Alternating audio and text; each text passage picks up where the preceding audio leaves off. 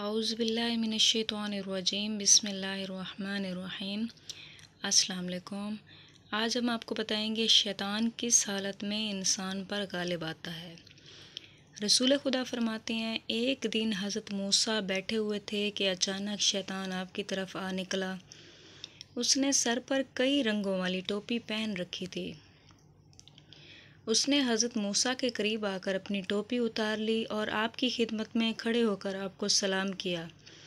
حضرت موسیٰ نے پوچھا، تم کون ہو؟ اس نے جواب دیا، میں شیطان ہوں۔ حضرت موسیٰ نے پوچھا، یہ تم نے رنگا رنگ ٹوپی کیوں پکڑ رکھی ہے؟ اس نے جواب دیا، میں اس کے ذریعے اولاد آدم کو بہکاتا ہوں۔ شاید ٹوپی کے مختلف رنگ دنیاوی لذات، شہوات، باطل عقائد اور گمراہ مذاہب کی طرف اشارہ ہوں۔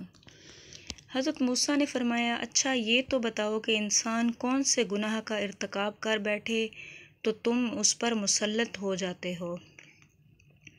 شیطان نے جواب دیا، جب وہ اپنی ذات سے خوش ہو جائے، اپنے نیک اعمال کو زیادہ سمجھنے لگے اور گناہوں کو کم اور معمولی سمجھنے لگے۔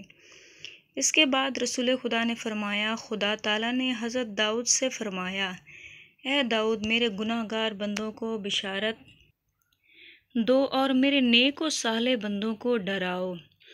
حضرت داؤد نے بارگاہ خدا میں عرض کی، یا اللہ، یہ کیا ہوا کہ میں گناہ گاروں کو بشارت دوں اور نیکوکاروں کو ڈراؤں؟ آواز قدرت آئی، اے داؤد، گناہ گار کو خوشخبری دو کہ میں توبہ کو قبول کرتا ہوں اور گناہوں کو معاف کر دیتا ہوں، اور نیکوکاروں کو ڈراؤ کہ وہ اپنے نیک اعمال پر زیادہ بھروسہ نہ کر بیٹھیں، کیونکہ اگر میں کسی بندے کا حساب لینا شروع کر دوں تو وہ ہلاکت سے نہیں بچ سکتا۔ الہی عاملنا بفضلک ولا تعاملنا بعدلک، پروردگار ہمارے ساتھ اپنے فضل کے مطابق سلوک فرمانا اور ہمارے ساتھ اپنے عدل کے مطابق سلوک نہ فرمانا۔